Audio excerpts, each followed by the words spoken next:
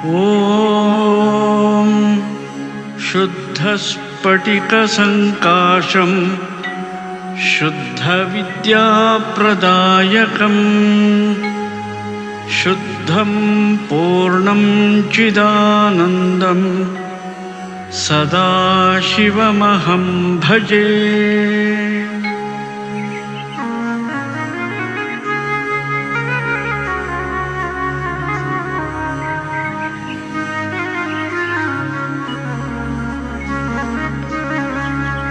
सदाशिवसमारम्भां शङ्कराचार्यमध्यमाम् अस्मदाचार्यपर्यन्तां वन्दे गुरुपरम्पराम्।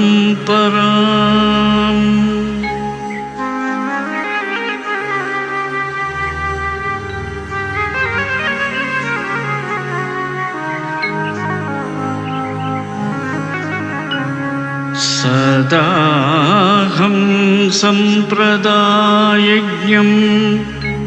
संयमीन्द्रं सदाश्रयं सद्गुरुं सच्चिदानन्दं सदाचार्यं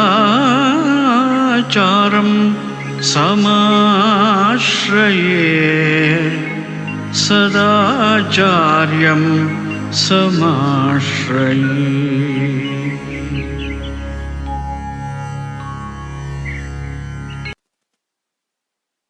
श्री गुरुभ्यो नमः। हरि ओम। अगजानन पद्मार्कं गजाननमहर्निशम् अनेकदं तं भक्तानां एकदन्तमुपास्महे। देवानां च ऋषीणां च गुरुं काञ्चन सन्निभं बुद्धिभूतं त्रिलोकेशं तं नमामि बृहस्पतिम्। गुरवे सर्वलोकानां भिषजे भवरोगिणां निधये सर्वविद्यानां दक्षिणामूर्तये नमः। शङ्करं शङ्कराचार्यं केशवं बादरायणम् सूत्रभाष्यकृतौ वन्दे भगवन्तौ पुनः पुनः। श्रुतिस्मृतिपुराणानाम् आलयं करुणालयं नमामि भगवत्पादं शङ्करं लोकशङ्करम्। सर्वात्मा सर्वदृग्योऽसौ सर्वाध्यासनिरासकृते सततं सन्निधत्तां मे हृदये परमशिवः। सूत्रभाष्य प्रणेतारौ वेदान्ताब्जप्रभाकरौ वन्दे परस्परात्मानौ बादरायण शङ्करौ। भारती करुणापात्रं भारती पदभूषणं भारती पदमारूढं भारती तीर्थमाश्रये। विद्या विनय संपन्नं वीतरागं विवेकिनं वन्दे वेदान्त तत्त्वज्ञं विधुशेखर भारतीम्। वन्दे तं सच्चिदानन्दं यतिवर्यं महामतिं वेद वेदान्त सारज्ञं सद्गुरुं प्रणतोऽस्म्यहम्। श्री गुरुं प्रणतोऽस्म्यहम्।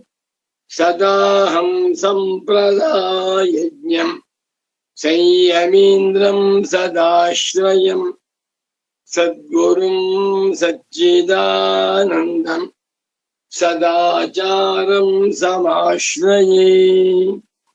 ಶ್ರೀಮಚ್ಛಂಕರ ಭಗವತ್ ಪೂಜ್ಯ ಪಾದ ಮಹಾಸದ್ಗುರುಭ್ಯೋ ನಮಃ. Shri Shri Sachchidanandendra This call is now being recorded. This call is now taking notes. ನಮೋ ನಮಃ ಸದ್ಗುರುಪಾದುಕಾಭ್ಯಾಂ.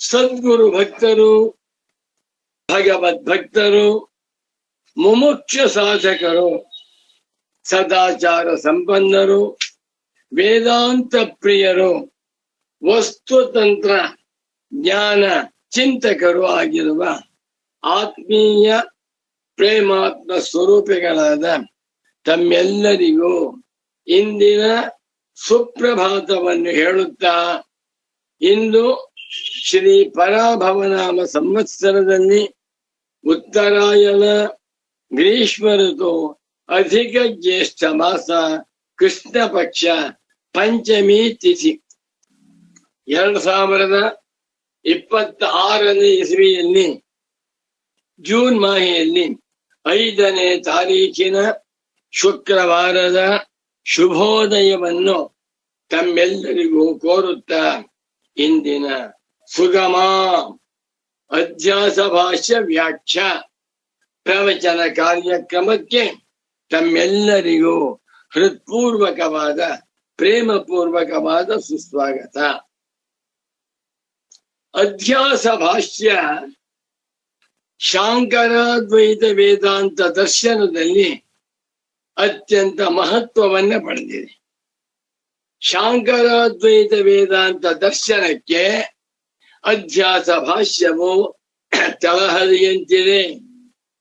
ಅಧ್ಯಾಸ ಭಾಷ್ಯದ ತಾತ್ಪರ್ಯವನ್ನ ಚೆನ್ನಾಗಿ ಅರ್ಥ ಮಾಡ್ಕೊಂಡ್ಬಿಟ್ರೆ ಶಾಂಕರಾದ್ವೈತ ವೇದಾಂತ ದರ್ಶನ ಅರ್ಥವಾದಂತೆ ಎಂದು ನನ್ನ ಪ್ರೀತಿಯ ಪರಮ ಪೂಜ್ಯ ಸದ್ಗುರು ಪುಂಗವರಾದ ಶ್ರೀ ಶ್ರೀ ಶ್ರೀ ಸಚ್ಚಿದಾನಂದೇಂದ್ರ ಸರಸ್ವತಿ ಸ್ವಾಮಿಗಳವರು ಪಾಠ ಮಾಡುವ ಹೇಳಿದ್ದರು. ಅದನ್ನೇ ಪೀಠಿಗೆಯನ್ನು ಬರೆದಿದ್ದಾರೆ. ತುಂಬಾ ಸಂತೋಷ. ಅಧ್ಯಾಸ ಭಾಷ್ಯ ತುಂಬಾ ಗಹನವಾಗಿದೆ, ತುಂಬಾ ಗಂಭೀರವಾದ ವಿಚಾರ. ಈ ಪ್ರಪಂಚವೆಲ್ಲವೂ ಕೂಡ ಅಧ್ಯಾಸದಿಂದ ತೋರ್ತಾ ಇದೆ ಅಂತ ಶಂಕರಾಚಾರ್ಯರು. ಇದು ಅರ್ಥವಾಗುವುದು ಕಷ್ಟ. ಇದನ್ನ ಕಂಡು ನನ್ನ ಪ್ರೀತಿಯ ಸದ್ಗುರು ಪುಂಗವರಾದ ಸ್ವಾಮೀಜಿಯವರು ಸಂಸ್ಕೃತ ಭಾಷೆಯಲ್ಲಿ ಸುಗಮ ಎನ್ನುವಂತಹ ವ್ಯಾಖ್ಯಾನವನ್ನ ಬರೆದು ಮುಮುಕ್ಷು ಜನಗಳಿಗೆ ಅಧ್ಯಾಸ ಭಾಷ್ಯವೆಂಬ ಅಮೃತದ ಭೋಜನವನ್ನ ಮಾಡಿಸಿದ್ದಾರೆ. ಶುರು ಮಾಡ್ತಾ ಇದ್ದೇನೆ. ಸುಗಮ ಗ್ರಂಥ, ಕನ್ನಡದ ಗ್ರಂಥ, 205ನೇ ಪುಟ, 4ನೇ ಪಂಕ್ತಿ. ಸಕಲತ್ವಾದಯ ತಾನ್ ಆತ್ಮನ್ಯೇವ ಅಧ್ಯಸ್ಯತಿ ಆತ್ಮಧರ್ಮಾನಿವ ಪ್ರತ್ಯೇತಿ ಇತ್ಯರ್ಥಃ. ಸಕಲತ್ವ, ವಿಕಲತ್ವ ಮುಂತಾಗಿರುವ ಅನಾತ್ಮ ಧರ್ಮಗಳನ್ನ ಆತ್ಮನ್ಯೇವ ಅಧ್ಯಸ್ಯತಿ, ತನ್ನ ಮೇಲೆಯೇ ಅಧ್ಯಾಸ ಮಾಡಿಕೊಳ್ಳುತ್ತಿದ್ದಾನೆ. ಅಂದರೆ ಆತ್ಮಧರ್ಮಾನಿವ ಪತ್ಯೇತಿ ಜಾನಾತಿ, ಇವೆಲ್ಲವೂ ಕೂಡ ನನ್ನ ಧರ್ಮಗಳು, ನನಗೆ ಆಗುತ್ತಿರುವಂತ ಧರ್ಮಗಳು ಎಂದು ತಿಳಿಯುತ್ತಿದ್ದಾನೆ. ಸೋಯಂ ಗೌಣಾರೋಪ ಭೇದಾಪರೋಕ್ಷೇ ಸತ್ಯಪಿ ತದ್ವಿಸ್ಮೃತ್ಯ ಪುತ್ರಾದಿಶೋ ಆತ್ಮಭಾವಾರೋಪಾತ್ ತದ್ಧರ್ಮಾಣಾಮಪಿ ಆತ್ಮನಿ ಅಧ್ಯಾರೋಪಾಚ್ಚ. ಸೊಗಸಾದ ವಾಕ್ಯ, ಪೂಜ್ಯ ಸದ್ಗುರುಗಳ ವ್ಯಾಖ್ಯಾನ. ಸೋಯಂ ಗೌಣಾರೋಪ, ಹೆಂಡತಿ ನಾನಲ್ಲ, ನನ್ನವಳು, ನನಗೆ ಗೌಣ. ಅವಳಲ್ಲಿರುವಂತಹ ಒಂದು ಗುಣವನ್ನ ನನ್ನ ಮೇಲೆ ಹಾಕೊಂಡು ನಾನೇ ಸಂತೋಷ ಪಡ್ತೇನೆ. ನನ್ನ ಮಗ ಬೇರೆ, ನಾನು ಬೇರೆ, ನನಗೆ ಗೊತ್ತು.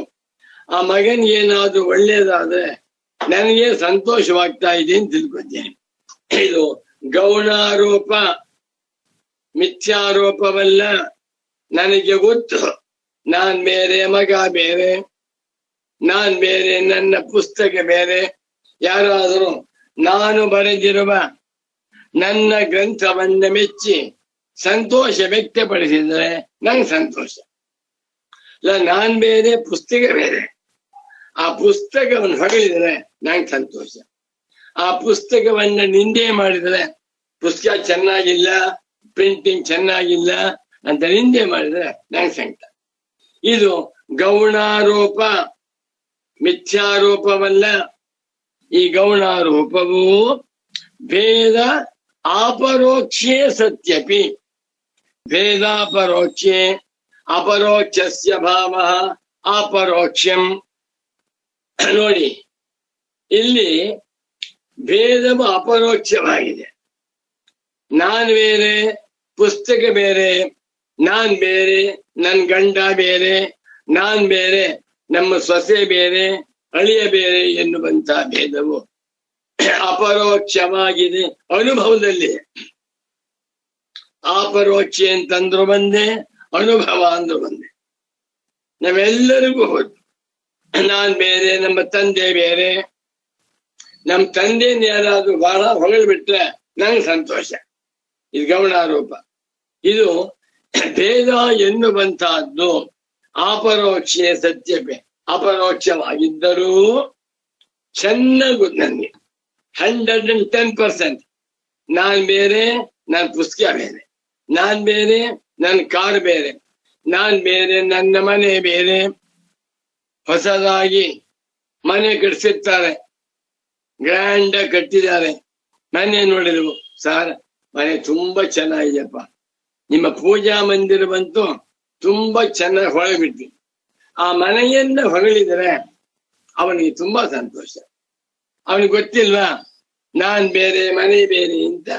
ಈ ಭೇದವು ನನಗೂ ಮನೆಗೂ ಭೇದ, ನನಗೂ ಪತ್ನಿಗೂ ಭೇದ, ನನಗೂ ನನ್ನ ಗಂಡನಿಗೂ ಭೇದ, ನನಗೂ ಮಗನಿಗೂ ಭೇದವು ಅಪರೋಕ್ಷೇ ಸತ್ಯಪಿ ಅನುಭವದಲ್ಲಿದ್ದರೂ ತದ್ವಿಸ್ಮೃತ್ಯ, ಅದನ್ನ ವಿಸ್ಮೃತ್ಯ ಮರೆತು ಬಿಟ್ಟು, ಇಗ್ನೋರಿಂಗ್, ನನ್ನ ಮಗನಿಗೆ ಏನ್ ಬೇಕಾದ್ರೆ ನನಗೇನು ಆಗ್ತಾ ಇಲ್ಲ ಹಾಗನ್ಸಲ್ಲ. ನನ್ನ ಮಗ ಬುದ್ಧಿವಂತ, ನಂಗೆ ಸಂತೋಷ. ನನ್ ಮಗ ದಡ್ಡ, ನಂಗೆ ಸಂತೋಷ.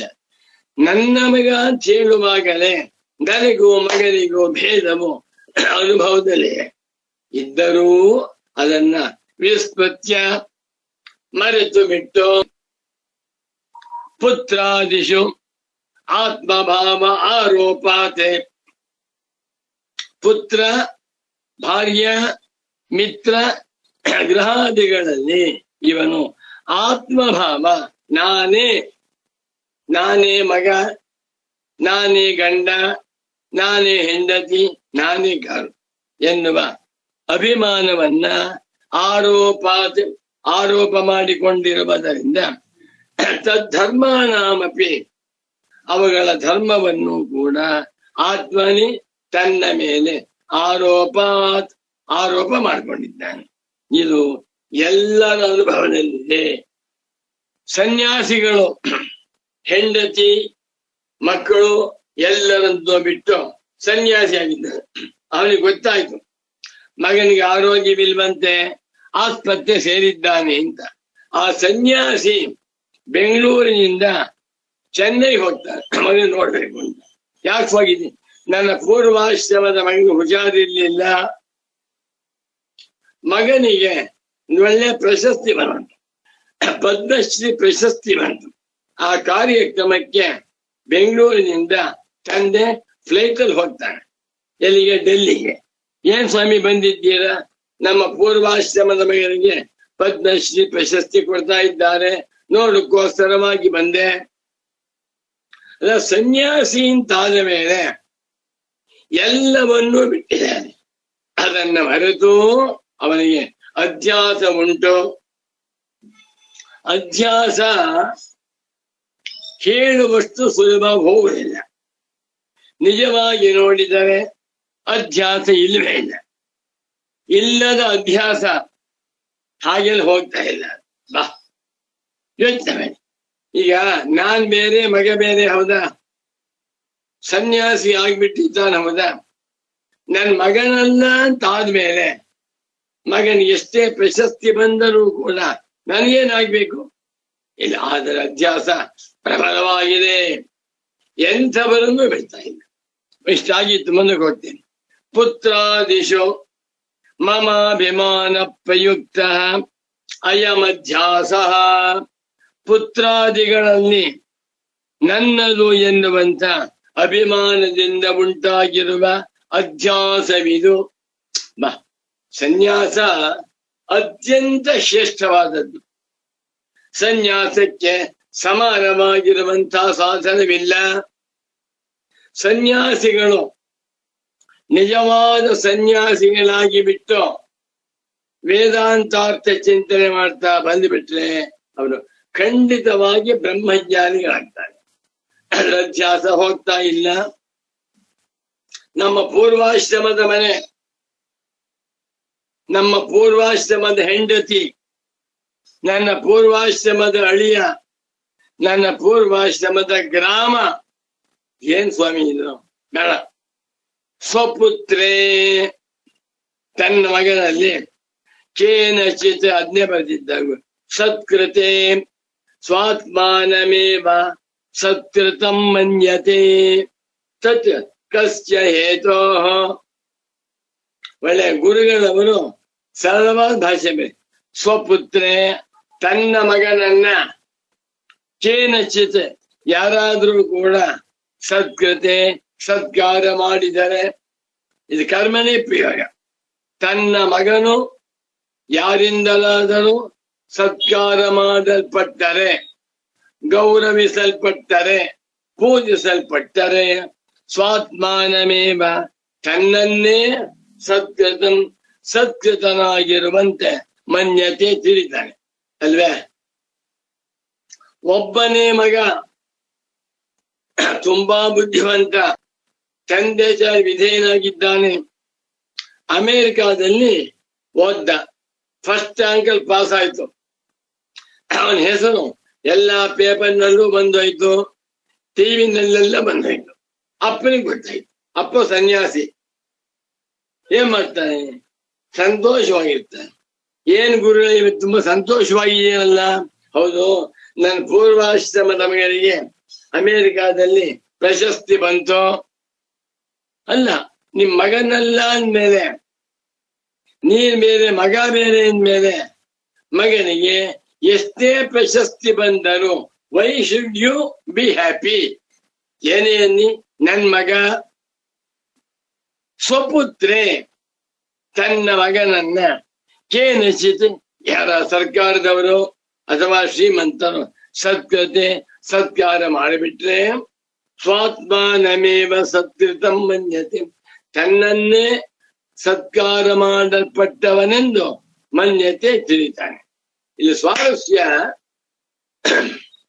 ಕೆಲವರು ಆಶಾನುಭೂತಿಗಳು, ಹಿಪೋಕ್ರಿಟ್ಸ್, ಹೊರಗಡೆ ಸಂತೋಷವಾಗ್ತಾ ಇದೆ.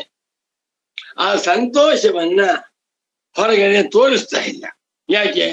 ತೋರಿಸ್ಬಿಟ್ರೆ ಜನ ಏನ್ ಅನ್ಕೊಂಡ್ಬಿಡ್ತಾರೋ ಏನೋ, ನನ್ನನ್ನ ಸನ್ಯಾಸಿ ಎಲ್ಲ ಅನ್ಕೊಂಡ್ಬಿಡ್ತಾರೆ ಅನ್ಕೊಂಡು ಒಳಗಿರುವಂತಹ ಸಂತೋಷವನ್ನ ತಾನು ಒಳಗೆ ನುಗ್ಗುತ್ತಾರೆ. ಅದು ಅಧ್ಯಾಸವೇ, ಹಿಪೋಕ್ರಸಿ ಬೇಡ. ಸನ್ಯಾಸಿ ಅಂತಾದ ಮೇಲೆ ಸನ್ಯಾಸ್ಯ, ಎಲ್ಲವನ್ನೂ ತ್ಯಾಗ ಮಾಡಿದ್ದೇನೆ, ನನಗೆ ಯಾರೂ ಸಂಬಂಧಪಟ್ಟವರಿಲ್ಲ, ನಾನು ಯಾರಿಗೂ ಸಂಬಂಧಪಟ್ಟವನಲ್ಲ ಅಂತ ತಿಳ್ಕೊಂಡು ವೇದಾಂತ ವಿಚಾರವನ್ನು ಮಾಡ್ತಾ ಇದ್ದರೆ ಅಧ್ಯಾಸ ಆಟೋಮೆಟಿಕ್ ಆಗಿ ಹೋಗ್ಬಿಡುತ್ತೆ. ಆದರೆ ಅದು ಸುಲಭ ಹೋಗುವುದಿಲ್ಲ. ತತ್ ಕಸ್ಯ ಹೇತು, ಹೀಗಾಗುತ್ತಿರುವುದು ಯಾವ ಹೇತುವಿನಿಂದ? ಯಾಕಾಯ್ತು ಅವನಿಗೆ ಅಂತ ಕೇಳಿದೆ. ತಸ್ಮಿನ್ ಪುತ್ರೇ ಮಮಾಭಿಮಾನಾತಿ, ತಸ್ಮಿನ್ ಪುತ್ರೇ ಆ ಮಗನಲ್ಲಿ ಮಮ ನನ್ನವನು ಎನ್ನುವಂತ ಅಧ್ಯಾಸವಿರುವುದರಿಂದ, ಅದೇ ನನ್ನ ಮಗನ ಸ್ನೇಹಿತ ಇದ್ದಾನೆ, ಅವನಿಗೆ ಸತ್ಕಾರವಾಯಿತು, ಸನ್ಮಾನವಾಯಿತು. I am not happy. ನನ್ನ ಮಗನಲ್ಲ, ನನ್ನ ಮಗನಿಗೆ ಏನೋ ತೊಂದರೆ ಆಯ್ತು, ನಂಗೆ ತಂಗ ನನ್ನ ಮಗನ ಸ್ನೇಹಿತ ತೊಂದರೆ ಆಯ್ತು. ಐ ಡೋಂಟ್ ಭಾಗ. ಯಾಕೆ? ಅಧ್ಯಾಸ. ಒಂದು ತಮಾಷೆ ಹೇಳ್ತೀನಿ. ಈ ಬೆಂಗಳೂರಿನಲ್ಲಿ ಪ್ರತಿ ದಿವಸ ಎಷ್ಟು ಜನ ಆಸ್ಪತ್ರೆ ಸೇರ್ತಾ ಇದ್ದಾರೆ? ನನ್ನ ಅಂದಾಜ ಒಂದು ದಿವಸಕ್ಕೆ 1,000 ಜನ ಆಸ್ಪತ್ರೆ ಸೇರ್ತಾರೆ. ನನಗೆ ಗೊತ್ತಾಯ್ತು, ನನ್ಗೇನು ದುಃಖವಾಗುವುದಿಲ್ಲ. ನನ್ನ ಮಗ, ನನ್ನ ಹೆಂಡತಿ, ನನ್ನವರು ಅನ್ನುವಂಥ ಆಸ್ಪತ್ರೆ ಸೇರಿದ್ರೆ ನನ್ನ ಸಂಖ್ಯೆ ಅಪ್ಪ. ಆಸ್ಪತ್ರೆ ಸೇರುವಂತಹದ್ದು ಎಲ್ಲರಿಗೂ ಸಮಾನವಾಗಿದೆ. ಆದರೆ ನನ್ನ ಮಗ ಅನ್ನುವಂಥ ಅಧ್ಯಾಸದಿಂದ ನಿಂಗೆ ದುಃಖವಾಯ್ತು. ಈ ಬೆಂಗಳೂರಿನಲ್ಲಿ ಪ್ರಮೋಷನ್ ಹೊಂದುವಂತಹ ಜನ 1,000 ಜನ ಇರ್ಬೋದು. ಅವನಿಗೆ 2 ಲಕ್ಷ ಸಂಬಳ ಬರ್ತಾ ಇತ್ತು, 2.5 ಲಕ್ಷವಾಯ್ತಂತೆ. ಇನ್ನು ಸಣ್ಣ ಕೆಲಸ ಮಾಡ್ತಾ ಇದ್ದ, ಪ್ರಮೋಷನ್ ಆಯ್ತಂತೆ. ಒಂದು ದಿವಸಕ್ಕೆ ಅಥವಾ ಒಂದು ತಿಂಗಳಲ್ಲಿ 1,000 ಜನರಿಗೆ ಪ್ರಮೋಷನ್ ಆಗ್ತಾ ಇದೆ. ನನಗೆ ಗೊತ್ತಾಗ್ತಾ ಇದೆ, ನನ್ಗೇನು ಸಂತೋಷವಿಲ್ಲ. ನನ್ನ ಮಗನಿಗೆ ಪ್ರಮೋಷನ್ ಆಯ್ತಾ, ನಂಗೆ ಸಂತೋಷ. ಯಾಕೆ? ನನ್ನ ಮಗ ತುಂಬಾ ಜನ ಸಾಯ್ತಾ ಇದ್ದಾರೆ, ನನ್ಗೇನ್ ದುಃಖವಿಲ್ಲ. ನಮ್ಮ ಪೈಕಿ ಯಾರು ಸತ್ತೋದು ದುಃಖ. ಎಲ್ಲವೂ ಅಧ್ಯಾಸನೆ. ಈ ಅಧ್ಯಾಸ ಎಷ್ಟು ಗಟ್ಟಿಯಾಗಿದೆ ನೋಡಿ. ನೀವು ಎಷ್ಟೇ ಸನ್ಯಾಸಿಗಳಾಗಿ ಎಷ್ಟೇ ಪ್ರವಚನ ಮಾಡಿದರು ಅಧ್ಯಾಸ ಹೇಳುತ್ತೆ, ಇಲ್ಲೇ ಕೂತ್ಕೊಂಡಿದ್ದೇನಪ್ಪ. ಈ ಅಧ್ಯಾಸವನ್ನ ಕಳಚಿಕೊಳ್ಳಬೇಕಾದರೆ ಅವನಿಗೆ ಬೇಕಾದದ್ದು ಬ್ರಹ್ಮ ವಿದ್ಯಾ. ಅಸ್ಯಾನರ್ಥ ಹೇತು ಪ್ರಹಾರಾಯ. ಆಮೇಲೆ ಆತ್ಮೈಕತ್ವ ವಿದ್ಯಾ ಪ್ರತಿಪತ್ತಯೇ. ಆಮೇಲೆ ಸರ್ವೇ ವೇದಾಂತ ಆರಭ್ಯಂತೆ. ಯಾರು ಹೇಳಿದ? ಶಂಕರರಿಗಿಂತ ಮುಂಚೆ ಯಾರೊಬ್ಬರೂ ಕೂಡ ಅಧ್ಯಾಸವನ್ನ ಕಳಿಸಿಕೊಳ್ಳುವುದಕ್ಕಾಗಿ ಆತ್ಮಜ್ಞಾನವನ್ನೇ ಹೊಂದಬೇಕು ಎನ್ನುವಂತ ವೇದಾಂತದ ರಹಸ್ಯವನ್ನ ಯಾರು ಹೇಳಿಲ್ಲ. ಇವಾಗ ಎಲ್ಲರೂ ಹೇಳ್ತಾ ಇದ್ದಾರೆ. ಅದಕ್ಕೆಲ್ಲ ಶಂಕರ ಭಗವತ್ ಪೂಜ್ಯ ಪಾದಾಚಾರ್ಯರ ಉಪದೇಶಾಮೃತವೇ ಮೂಲ ಪ್ರಮಾಣ.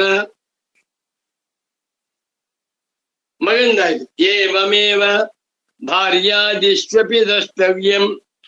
ಭಾರ್ಯ, ಹೆಂಡತಿ, ಆದಿ ಪಶು, ಆದಿ ವಾಹನ, ಗ್ರಹ ಮುಂತಾದದ್ದರ ವಿಷಯದಲ್ಲಿಯೂ ಕೂಡ ದ್ರಷ್ಟವ್ಯಂ ತಿಳ್ಕೊಳ್ರಿ. ಬಹಳ ಕಷ್ಟ. ಒಬ್ಬ ಸನ್ಯಾಸಿ ಆಶ್ರಮ ಕಟ್ಟಿದ್ದಾನೆ, ಅಕ್ರಮವಾಗಿ ಕಟ್ಟಿದ್ದಾನೆ. ಆ ಸನ್ಯಾಸಿ ಯಾರು ಹಿಡಿಯಲು ಕಟ್ಟಿದ್ದಾರೆ. ಅದು ಸಹಿತ ಸರ್ಕಾರದ ಸಹಿತ. ಸರ್ಕಾರದ ನಿವೇಶನದಲ್ಲಿ ಮೋಸದಿಂದ ಆಶ್ರಮ ಕಟ್ಟಿದ್ದಾನೆ. ಅಲ್ಲಿ ವೇದಾಂತ ಪ್ರವಚನ ಮಾಡ್ತಾ ಇದ್ದಾನೆ, 1000 ಜನ ಬರ್ತಾ ಇದ್ದಾರೆ, ಅನುದಾನ ನಡೀತಾ ಇದೆ. ಆ ಸನ್ಯಾಸಿ ಏನ್ ತಿಳ್ಕೊಂಡ್ಬಿಟ್ಟಿದ್ದಾನೆ, ಇಷ್ಟೆಲ್ಲ ಮಾಡ್ತಾ ಇದ್ದೇನೆ, ನಂಗೆ ಅಭ್ಯಾಸವಿಲ್ಲ ಅಂತ ತಿಳ್ಕೊಂಡಿದ್ದಾನೆ. ಸರ್ಕಾರ ಗೊತ್ತಾಯ್ತು. ಸರ್ಕಾರದ ಸೈಟಿನಲ್ಲಿ ಇವನ ಪರ್ಮಿಷನ್ ಇಲ್ಲದೆ ಅಕ್ರಮ ಬಿಲ್ಡಿಂಗ್ ಕಟ್ಟಿದ್ದಾನೆ ಅಂತ ಗೊತ್ತಾಯ್ತು. ಕೋರ್ಟ್ ಹೋಯ್ತು. ಕೋರ್ಟ್ನವರು ಮಾಡಿರುವಂತಹದ್ದು ತಪ್ಪು, ಈ ಬಿಲ್ಡಿಂಗ್ ಅನ್ನ ಡಿಸ್ಮ್ಯಾಂಟಲ್ ಮಾಡಿ ಹೊಡೆದಾಕ್ಬೋದು, ಪರ್ಮಿಷನ್ ಕೊಟ್ಬಿಟ್ರು. ಲೆಟರ್ ತಂದು ಗೌರ್ಮೆಂಟ್ ಅವ್ರ ಬಿಲ್ಡಿಂಗ್ ಹೊಡಿತಾ ಇದ್ದಾರೆ. ಅನ್ಕೋತ, ಅಯ್ಯೋ ಸ್ವಾಮಿ, ನಾನು ಎದೆ ಮೇಲೆ ಹೊಡೆದಾಗ ಆಗ್ತಾ ಇದೆ, ನಾನು ಕಷ್ಟಪಟ್ಟು ಬಿಲ್ಡಿಂಗ್ ಕಟ್ಟಿದ್ದೆ, ಎಲ್ಲ ಹೊಡಿತಾ ಇದ್ದ. ಸಂಕಟ ಯಾಕೆ ಸಂಕಟ? ನನ್ ಬಿಲ್ಡಿಂಗ್ ಅಲ್ಲ, ನಾನಲ್ಲ. ನಾನ್ ಬಿಲ್ಡಿಂಗ್ ಅಲ್ಲ ಅಂತಾದ್ಮೇಲೆ, ಈ ದೇಹವೇ ನಾನಲ್ಲ ಅಂತಾದ್ಮೇಲೆ ಏನಾದ್ರೇನು ಬಾಯಲ್ಲಿ ಹೇಳ್ಬಹುದು, ಅಧ್ಯಾಸ ಪ್ರಬಲವಾಗಿದೆ. ಭಾರ್ಯಾದಿಷ್ವಪಿ, ಭಾರ್ಯ ಮುಂತಾದವರ ವಿಷಯದಲ್ಲಿಯೂ ಹೀಗೆಯೇ ತಿಳಿದುಕೊಳ್ಳಬೇಕು. ನನ್ನ ಪತ್ನಿಗೆ ಯಾರಾದ್ರೂ ತುಂಬಾ ಸತ್ಕಾರ ಮಾಡಿದ್ರೆ ನನಗೆ ಸಂತೋಷ. ನನ್ನ ಪತ್ನಿಗೆ ಯಾರಾದ್ರೂ ತಿರಸ್ಕಾರ ಮಾಡಿದ್ರೆ ನಾ ಕೋರ್ಟ್ ಹೋಗ್ತೇನೆ. ಯಾಕೆ? ನನ್ನ ಪತ್ನಿ ನನ್ನದು ಎನ್ನುವಂತಹದ್ದೇ ಗೌಣಾಧ್ಯಾಸ. ಬಾ, ಇದು ಅದ್ಭುತವಾದ ವಿಚಾರ. ಯಾರು ಹೇಳಿಲ್ಲ. ಶಂಕರ ಭಗವತ್ ಪೂಜ್ಯ ಪಾದಾಚಾರ್ಯರೊಬ್ಬರನ್ನ ಬಿಟ್ಟು ಗೌಣಾಧ್ಯಾಸ, ಮಿಥ್ಯಾಧ್ಯಾಸ ಎಲ್ಲರನ್ನು ಕಾಡುತ್ತದೆ ಎನ್ನುವಂತಹ ವಿಚಾರವನ್ನ ಸ್ವಚ್ಛ ಹೇಳಿದ್ದಾರೆ.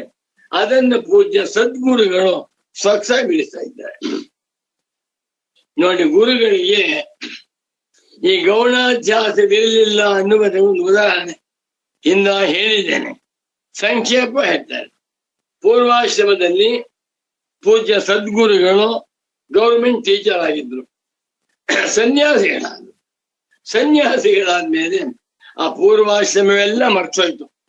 ಪೂರ್ವಾಶ್ರಮದಲ್ಲಿ ವೈ ಸುಬ್ರಾವ್ ಸೈನ್ ಮಾಡ್ತಾ ಇದ್ರು. ಅವರಿಗೆ ಅದು ಸರ್ಟಿಫಿಕೇಟ್, ಲೈಫ್ ಸರ್ಟಿಫಿಕೇಟ್ ಬರ್ತಾ ಇತ್ತು, ಪೆನ್ಷನ್. ಸನ್ಯಾಸಿಗಳಾಗ್ಬಿಟ್ರು. ಸನ್ಯಾಸಿಗಳಾದ್ಮೇಲೆ ಅಂತೂ ಇಂದು 1 ವರ್ಷ ಪೆನ್ಷನ್ ಬಂದೋಯ್ತು. ಆಮೇಲೆ ಲೈಫ್ ಸರ್ಟಿಫಿಕೇಟ್ ಕೊಡ್ಬೇಕು ಅಂತ ಆಯ್ತು.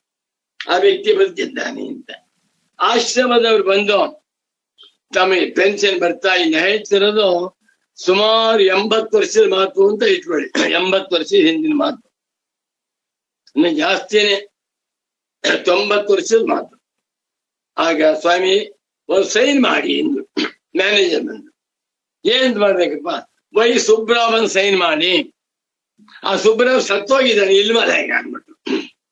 ಬಾ ಸ್ವಾಮಿ, ಅವೆಲ್ಲ ಗೊತ್ತಿಲ್ಲ, ನಿಮ್ಮನ್ನ ಸೈನ್ ಮಾಡಿದ್ರೆ ನಮ್ಮ ಆಶ್ರಮಕ್ಕೆ ಒಂದು 25 ರೂಪಾಯಿ ಬರುತ್ತೆ ಎಂದು. ಅವ್ನು ಇಲ್ವಲ್ಲಪ್ಪ ಈಗ. ವೈ ಸುಬ್ರಾವ್ ಅನ್ನುವಂತಹ ವ್ಯಕ್ತಿ ಸತ್ತೋಗಿದ್ದಾನೆ, ಇಲ್ಲ. ಆದ್ರಿಂದ ಯಾವ ಸೈನ್ ಮಾಡ್ಬೇಕು? ನಾವು ಸುಳ್ಳು ಸೈನ್ ಮಾಡ್ಬೇಕಾ? ಸೈನ್ ಮಾಡುದಿಲ್ಲ ಅಂದ್ರೆ ಪೆನ್ಷನ್ ಬರುತ್ತೆ. ನನಗೂ ಅದಕ್ಕೂ ಸಂಬಂಧ ಇಲ್ಲ. ಪೆನ್ಷನ್ ಬಂದ್ರೇನು ಹೋದೇನು. ನೋಡಿ, ಗೌಣಾಧ್ಯಾಸವಿಲ್ಲ. ಬಾ, ಇದು ಜ್ಞಾನಿಗಳ ನಿಶ್ಚಯ ಜ್ಞಾನ. ಸೋಯಂ ಮಮಾಭಿಮಾನ ದೇಹ ತಾಧರ್ಮ್ಯಾಧ್ಯಾಸ ಪೂರ್ವಕ ಏವ ಭವತಿ. ಬಹಳ ಚೆನ್ನಾಗಿದೆ ಇದು. ಅರ್ಥ ಮಾಡ್ಕೋತ ಹೋಗ್ಬಿಟ್ರೆ ಖಂಡಿತ ಅಧ್ಯಾಸ ನಿವೃತ್ತಿ ಆಗ್ಬಿಡುತ್ತೆ. ಸೋಯಂ, ಇದು ಮಮಾಭಿಮಾನ, ನನ್ನವನು, ನನ್ನವಳು, ನನ್ನದು ಎನ್ನುವಂತ ಅಧ್ಯಾಸ. ಇದು ದೇಹ ತಾಧರ್ಮ್ಯಾಧ್ಯಾಸ ಪೂರ್ವ, ದೇಹವೇ ನಾನು ಎನ್ನುವ ಅಧ್ಯಾಸವನ್ನ ಮಾಡಿಕೊಂಡು ಅದರ ಮುಖಾಂತರ ಉಂಟಾಗುತ್ತಿರುವಂತ ಗೌಣಾಧ್ಯಾಸ. ದೇಹಾಧ್ಯಾಸವಿಲ್ಲದೆ ಹೋದರೆ ಅಲ್ಲಿ ಗೌಣಾಧ್ಯಾಸವಿಲ್ಲ. ಎಲ್ಲಿ ಎಲ್ಲಿ ಗೌಣಾಧ್ಯಾಸ ಉಂಟೋ ಅಲ್ಲೆಲ್ಲ ಮಿಥ್ಯಾಧ್ಯಾಸ ಉಂಟು, ದೇಹಾಧ್ಯಾಸ ಉಂಟು. ದೇಹ ತಾದಾಪ್ಯಮಾಪನ್ನ ಏವ ಹಿ ತದ್ಧರ್ಮಭೂತಂ ಪುತ್ರಾದಿ ಸಂಬಂಧಂ ಆತ್ಮನ್ಯಾರೋಪಯತಿ. ಎಷ್ಟು ಚೆನ್ನಾಗಿ ಬರೀತಾ ಇದ್ದೆ. ದೇಹ ತಾದಾಪ್ಯವನ್ನ ಹೊಂದಿದ ಮೇಲೆಯೇ ದೇಹವೇ ನಾನು, ನಾನು ಅಪ್ಪ, ನಾನು ಮಗ, ನಾನು ಗಂಡ, ನಾನು ಮಾವ, ನಾನು ಸೋದರ ಮಾವ, ನನ್ನ ಮೊಮ್ಮಗ, ಹೀಗೆ ದೇಹ ತಾದಾತ್ಮ್ಯವನ್ನು ಹೊಂದಿದ ಅನಂತರವೇ ತದ್ಧರ್ಮಭೂತಂ, ಅದರ ಧರ್ಮವನ್ನ, ಪುತ್ರಾದಿ ಸಂಬಂಧವನ್ನ ಆತ್ಮನಿ ತನ್ನ ಮೇಲೆ ಆರೋಪಯ್ಯ. ನಾ ದೇಹವಲ್ಲ ಅಂತ ಗೊತ್ತಾಗ್ಬಿಟ್ಲ. ನಾ ದೇಹವಲ್ಲ, ನಾನ್ ತಂದೆಯೂ ಅಲ್ಲ, ಮಗನೂ ಅಲ್ಲ ನನ್ಗೆ ಗೊತ್ತಾಗ್ಬಿಟ್ರೆ ಅಧ್ಯಾಸವಿಲ್ಲಿರುತ್ತೆ. ಅಬ್ಬಬ್ಬಬ್ಬಬ್ಬ, ಇಂಥ ಅಧ್ಯಾಸ ತೊಲಗುವುದು ಸಾಧ್ಯವಾ? ಯೋಚನೆ ಮಾಡಿ. ಒಂದು ಉದಾಹರಣೆ, ಈ ಭೂಮಿಯ ಮೇಲಿರುವ ಪ್ರತಿಯೊಬ್ಬ ಮನುಷ್ಯನಿಗೂ ಹಣದ ಆಸೆ. ಎಷ್ಟಿದ್ದು ದುಡ್ಡು ಬೇಕು ಬೇಕು ಬೇಕು ಅಂತ ಇರ್ತಾನೆ. ನಾಟಕೀಯವಾಗಿ ನಂಗೆ ದುಡ್ಡು ಬೇಡ ಸುಳ್ಳು ಹೇಳ್ತಾನೆ. ದುಡ್ಡು ಬೇಡ ಅಂತ ಯಾರು ಹೇಳೋದಿಲ್ಲ. ಈ ಪ್ರಪಂಚದಲ್ಲಿರುವ 1,000 ಕೋಟಿ ಮಾನವರಿಗೂ ಹಣ ಬೇಕು. ಹೌದಾ? ದುಡ್ಡು ಬೇಕು. ಶ್ರೀಮಂತನಾಗಿದ್ರು ಹಣ ಬೇಕು, ಬಡವನಾಗಿದ್ರು ಹಣ ಬೇಕು, ಸನ್ಯಾಸಿಯಾಗಿದ್ರು ಹಣ ಬೇಕು.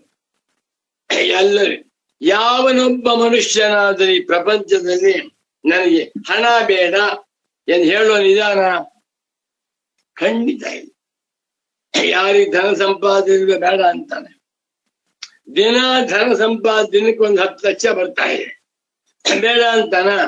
ಸ್ವಾಮಿ ನನಗೆ ಬೇಡ, ನನ್ನ ಮಗನ ಹೆಸರು ಡಿಪಾಸಿಟ್ ಮಾಡ್ತಾರೆ. ಯಾಕೆ ಬೇಡ ಅಂದ್ರೆ ಇಲ್ಲ. ಯಾವನೊಬ್ಬನೂ ಇಲ್ಲ. ಹಣವನ್ನ ಬೇಡ ಎನ್ನುವಂತ ಮನುಷ್ಯ ಈ ವಿಶ್ವದಲ್ಲಿ ಯಾವನೊಬ್ಬನೂ ಇಲ್ಲ. ಆದರೆ ಒಬ್ಬ ಇದ್ದಾನೆ, ಅವನೇ ಭಗವಾನ್ ರಮಣ ಮಹರ್ಷಿ. ಅದೇ ತರ ಅಧ್ಯಾಸವನ್ನ ಕಳಚಿಕೊಂಡಿರುವಂತ ವ್ಯಕ್ತಿ ಯಾರಾದ್ರೂ ಇದ್ದಾರೆ, ಅವನೇ ಪರಮ ಪೂಜ್ಯ ಸಚ್ಚಿದಾನಂದೇಂದ್ರ ಸರಸ್ವತಿ ಯತಿ ಪುಂಗವರು. ಇನ್ನೊಬ್ಬರ ವಿಷಯ ಬೇಡ, ಸಾಧ್ಯವಾಗತ್ತೆ ಅಂತ ಆಯ್ತಲ್ಲ. ಯಾವಾಗ ಅಧ್ಯಾಸವನ್ನ ಕಳಚಿಕೊಳ್ಳುವುದು ಸಾಧ್ಯ ಅಂತಾಯ್ತೋ ನಾನೇ ಕಳಚಿಕೊಳ್ಳೋಣ, ನಾನೇ ಮೊಟ್ಟಮೊದಲನೇ ಉತ್ತಮ ಸಾಧಕ ಅಂತ ಆಗ್ಬೇಕು. ದೇಹದಲ್ಲಿ ತಾದಾತ್ಮ್ಯವನ್ನ ಉಳ್ಳವನಾದ ಮೇಲೆ ಅದರ ಧರ್ಮವಾಗಿರುವ ಪುತ್ರಾದಿ ಸಂಬಂಧವನ್ನ ತನ್ನ ಮೈ ಮೇಲೆ ಆರೋಪಯತಿ ಅಂತ. ಮುಂದಕ್ಕೆ ಹೋಗೋಣ. ಇದು 206ನೇ ಪುಟ ಪ್ರಾರಂಭ ಮಾಡ್ತಾ ಇದೆ. ಅತಃ ದೇಹ ತಾಧರ್ಮ್ಯಾಧ್ಯಾಸಂ ಪ್ರದರ್ಶಯತಿ. ದೇಹ ತಾಧರ್ಮ್ಯ, ತದ್ಧರ್ಮಾಣಾಂ ಭಾವಃ ತಾಧರ್ಮ್ಯಂ. ದೇಹ ತಾಧರ್ಮ್ಯ, ದೇಹದ ಅಧ್ಯಾಸ, ದೇಹದ ಧರ್ಮದ ಅಧ್ಯಾಸ, ಇವುಗಳನ್ನ ಪ್ರತಿಯೊಬ್ಬ ಮನುಷ್ಯನೂ ಮಾಡ್ಕೊಳ್ತಾ ಇದ್ದ. ಇದನ್ನ ಪ್ರದರ್ಶಯತಿ, ದರ್ಶಯತಿ ಅಲ್ಲ, ಪ್ರದರ್ಶಯತಿ, ಚೆನ್ನಾಗಿ ಅನುಭವದಲ್ಲಿರುವುದನ್ನ ಭಗವತ್ಪಾದ ಶಂಕರಾಚಾರ್ಯರು ತೋರಿಸ್ತಾ ಇದ್ದಾರೆ. ಈಗ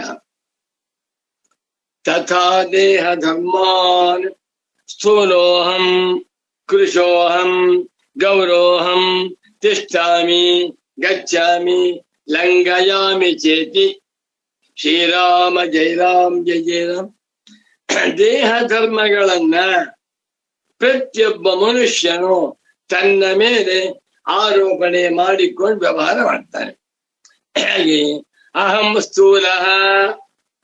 ಮೊನ್ನೆ ಡಾಕ್ಟರ್ ಹತ್ರ ಹೋಗಿದ್ದೆ, ತುಂಬಾ ದಪ್ಪಗಿದ್ದೀರಾ ನೀವು, ನಿಮ್ಮ ವಯಸ್ಸಿಗೆ ನೀವು 60 kg ಇರ್ಬೇಕಾಗಿತ್ತು, 130 kg ಇದ್ದೀರಾ, ಕಳ್ಕೋಬೇಕು ಅಂತ ಹೇಳಿದ್ದಾರೆ. ನಾ ತುಂಬಾ ದಪ್ಪನಾಗಿದ್ದೇನೆ, ಕೂತ್ಕೊಂಡ್ರೆ ಹೇಳಕ್ಕಾಗ್ತಾ ಇಲ್ಲ. ಯಾರಿಗೆ? ನನಗೆ. ಯಾಕೆ? ನಾ ದಪ್ಪನಾಗಿದ್ದೇನೆ. ನಾನು 133 kg ಇದ್ದೇನೆ. ಯಾರು? ನಾನು. 133 kg ಇರುವಂತಹ ಯಾವುದು ಶರೀರ ನನ್ನ ಹಾಕೊಂಡ. ಅಹಂ ಕೃಶೋಹಂ. ನಾನು ಈ 1 ವರ್ಷದಿಂದ 25 kg ಕಮ್ಮಿ ಆಗ್ಬಿಟ್ಟಿದ್ದೇನೆ. ಹಿಂದೆ ನಾನು 60 kg ಇದ್ದೆ, ಇವಾಗ ನಾನು 32 kg ಆಗಿದ್ದೇನೆ. ತುಂಬಾ ಸಣ್ಣಗಾಗಿದೆ. ನೋಡಿದವರೆಲ್ಲ ತುಂಬಾ ಸಣ್ಣಗಿದೆಯಾ ಅಂತ ಹಾಸ್ಯ ಮಾಡ್ತಾ ಇದ್ದಾರೆ. ಯಾರನ್ನ? ನನ್ನನ್ನ. ಕೃಶವಾಗಿರುವಂತಹದ್ದು ದೇಹ. ನಾನು ಅಂದ್ಕೊಂಡಿಲ್ಲ, ನಮಗೆ ಗೊತ್ತೇ ಇಲ್ಲ. ಗೌರೋಹಂ, ನಾವು ಸುಂದರ ಮೂರ್ತಿ.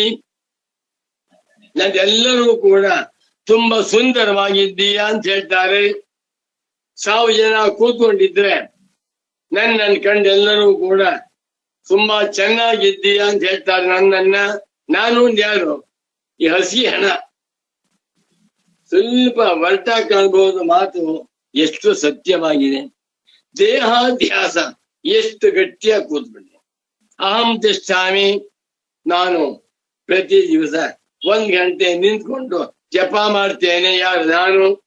ಹೇಗೆ? ನಿಂತ್ಕೊಂಡು ಯಾವುದು? ಕಾಲು. ನಾನು ಅಂತ ಇದ್ದೇನೆ. ಅಹಂ ಗಚ್ಚಾಮಿ. ನಾನು ಪ್ರತಿ ದಿವಸ 4 ಕಿಲೋಮೀಟರ್ ವಾಕಿಂಗ್ ಮಾಡ್ತೇನೆ. ಯಾರು? ನಾನು. ವಾಕಿಂಗ್ ಮಾಡ್ತಾ ಇರೋದು ಕಾಲನ್ನೇ ನಾನು ಅನ್ಕೊಂಡ್ಬಿಟ್ಟೆ. ಅಹಂ ಲಂಘಯಾಮಿ, ನಾನು ದಾಟಿ ಹೋಗ್ತೇನೆ, ಇತ್ಯಾದಿ ಇತ್ಯಾದಿ. ಪ್ರತಿಯೊಬ್ಬರು ಕೂಡ ದೇಹದ ಧರ್ಮಗಳನ್ನ ತನ್ನ ಮೈ ಮೇಲೆ ಹಾಕೊಂಡು ನಾನು ಅಂತ ಹೇಳ್ತಾ ಇದ್ದಾರಲ್ವೇ, ಇದಕ್ಕೆ ಹೆಸರು ಮಿಥ್ಯಾಧ್ಯಾಸ.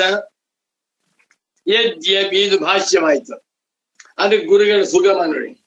ಓದ್ತಾ ಇದ್ರೆ ಬಾ ಎಷ್ಟು ಸತ್ಯ, ಇಂಥ ಅಧ್ಯಾಸವನ್ನ ಕಲಿಸಿಕೊಳ್ಳಲು ಸಾಧ್ಯವಾ ಅಂದ್ರೆ ಖಂಡಿತ. ಉದಾಹರಣೆ ಕೊಳ್ಳ, ಒಬ್ಬ ಮನುಷ್ಯನಿಗೆ ಇವಾಗ 98 ವರ್ಷ ವಯಸ್ಸು, ಅವನಿಗೆ 10 ಜನ ಮಕ್ಕಳು, 5 ಗಂಡು 5 ಹೆಣ್ಣು, ಅವನಿಗೊಂದು 60 ಜನ ಮೊಮ್ಮಕ್ಕಳು, ಒಂದು 20 ಜನ ಮನೆ ಮಕ್ಕಳು. ಅವನ ಕುಟುಂಬದೆಲ್ಲ ಬಂದು 200 ಜನ ಇದ್ದಾರೆ ಅಂತ ಇಟ್ಕೊಳ್ಳಿ. 98 ವರ್ಷ ವಯಸ್ಸಾಗಿದೆ. ಆ ಮಹಾತ್ಮನಿಗೆ ಎಷ್ಟು ಧ್ಯಾಸ, ನನ್ನ ಹೆಂಡತಿ, ನಮ್ಮ ಮಗ, ನಮ್ಮ ಅಳಿಯ, ನಮ್ಮ ಸೊಸೆ, ಮಗಳು, ಮೊಮ್ಮಗ, ಅಧ್ಯಾಸ. 98 ವರ್ಷಗಳ ಕಾಲ ಹುಟ್ಟಿದಾಗಿನಿಂದ ಅಧ್ಯಾಸದಲ್ಲೇ ಮುಳುಗಿದ್ದಾನೆ. ಅಧ್ಯಾಸದಿಂದ ಹುಟ್ಟಿ, ಅಧ್ಯಾಸದಿಂದ ಬೆಳೆದು, ಅಧ್ಯಾಸದಿಂದಲೇ ಮುಳುಗಿ, ಅಧ್ಯಾಸನೇ ಇದ್ಬಿಟ್ಟು ಇವನಿಗೆ ನಾ ಶರೀರವಲ್ಲ, ನಾಹಂ ದೇಹ ಅರ್ಥ ಆಯ್ತು ಅಂತ ಇಟ್ಕೊಳ್ಳಿ. ಯಾವನ ದೇಹವಲ್ಲ ಅಂತ ಅಧ್ಯಾಸ ಹೊಟ್ಟೋಯ್ತೋ ಅದರಿಂದ ಮುಂದೆ ಉಂಟಾಗುತ್ತಂತ ಯಾವ ಅಧ್ಯಾಸವೂ ಇರುವುದಿಲ್ಲ. ಆದ ಪ್ರಶ್ನೆ ಏನು, ಅಂತ ಅಧ್ಯಾಸ ಹೋಗಬಹುದಾ? 98 ವರ್ಷಗಳ ಜೀವನದಲ್ಲಿ 25 ಗಂಟೆಗಳ ಕಾಲ ಅಧ್ಯಾಸದಲ್ಲೇ ಮುಳುಗಿರುವಂತಹ ಒಬ್ಬ ವ್ಯಕ್ತಿಗೆ ಬ್ರಹ್ಮಜ್ಞಾನ ಬಂದುಬಿಟ್ರೆ ಅಧ್ಯಾಸ ಹೋಗುತ್ತಾ? ಖಂಡಿತ ಬರುತ್ತೆ. ಉದಾಹರಣೆ ಕೊಡ್ತೇನೆ. ಕನಸು,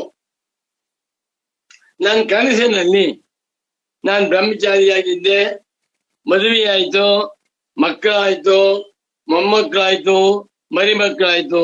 ನನ್ಗಿವಾಗ 99 ವರ್ಷ. ಕನಸಿನಲ್ಲಿ ಎಲ್ಲರ ಮೇಲೂ ಅಧ್ಯಾಸವಿದೆ. ನನ್ನ ಮರಿಮಗನಿಗೆ ಹುಷಾರಿಲ್ಲ ಅಂದ್ರೆ ನನ್ಗೆ ತಲೆ ನೋವು ಬರುತ್ತೆ.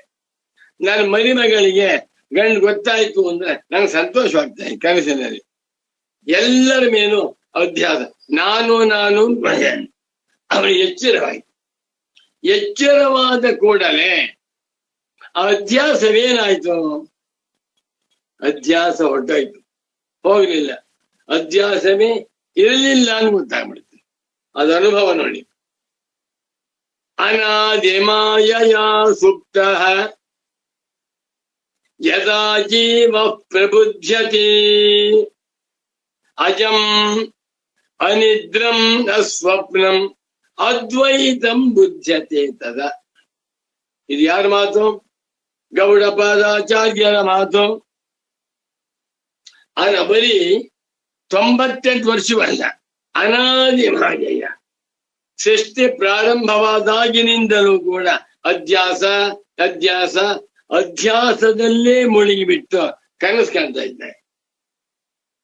ಈ ಕನಸಿನಿಂದ ಎಚ್ಚರವಾಗಬೇಕು. ಯಾವುದನ್ನ ಎಲ್ಲ ಜನಗಳು ಕೂಡ ಎಚ್ಚರ ಎಂದುಕೊಂಡಿದ್ದಾರೆಯೋ ಇದನ್ನ ಜ್ಞಾನಿಗಳು ಕನಸು ಅಂತ ಹೇಳ್ತಾ ಇದ್ದಾರೆ. ಈ ಕನಸಿನಿಂದ ಎಚ್ಚರವಾಗಬೇಕಾದರೆ ಅಹಂ ಬ್ರಹ್ಮಾಸ್ಮಿ, ನಾನೇ ಬ್ರಹ್ಮವಾಗಿದ್ದೇನೆ.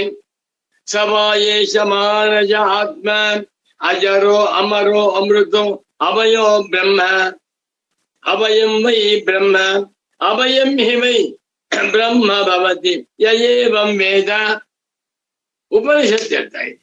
ಇವತ್ತಿಗೂ ಕೂಡ ತದಿದಮಪ್ಯೇತರಿ ಯೋ ವೇದ ಅಹಂ ಬ್ರಹ್ಮಾಸ್ಮೀತಿ ಸಹ ಸರ್ವಮಿದಂ ಭವತಿ. ಉಪನಿಷತ್ ಹೇಳ್ತಾ ಇದೆ, ತತ್ವಮಸಿ ಅಂತ ಹೇಳ್ತಾ ಇದೆ. ಇದನ್ನ ಎಕ್ಸ್ಪೆರಿಮೆಂಟ್ ಮಾಡೋಣ. ಮಾಡ್ಬಿಟ್ರೆ ವಿಚಾರ ಮಾಡ್ದ ಅಂತ ಹೇಳ್ಕೊಳ್ಳಿ. ಜ್ಞಾನೋದಯವಾಯಿತು. ಕನಸಿನಿಂದ ಎಚ್ಚರಗೊಂಡ ನೋಡಿದರೆ ಅಜಂ ಅನಿದ್ರಂ ಅಸ್ವಪ್ನಂ, ಅದ್ವೈತಂ ಬ್ರಹ್ಮಾಹಮಸ್ಮಿ ಅನ್ನುವಂತ ಬರುವ ಅಂತ ಧೈರ್ಯ ಬೇಕು. ಅವನೇ ನಿಜವಾಗಿರುವ ಮುಮುಕ್ಷು. ಯದ್ಯಪಿ ಅಹಂ ದೇಹ ಇತ್ಯಾಕಾರೇಣ ದೇಹ ತಾದಾತ್ಮ್ಯಾಧ್ಯಾರೋಪೋ ನಾಸ್ತಿ ಲೋಕೆ ತಥಾಪಿ ತದ್ಧರ್ಮಭೂತ ಸ್ಥೌಲ್ಯಾದಿ ಅಧ್ಯಾರೋಪ ತಾದಾತ್ಮ್ಯಮಾಕ್ಷಿಪತಿ. ಚೆನ್ನಾಗಿದೆ. ಈಗ ಒಂದು ಪ್ರಶ್ನೆ ಆಗ್ತಾ ಇದ್ದಾರೆ. ಯಾರೂ ಕೂಡ ಲೋಕದಲ್ಲಿ ನಾನು ದೇಹ ಅಂತ ಹೇಳ್ತಾ ಇಲ್ವಲ್ಲ.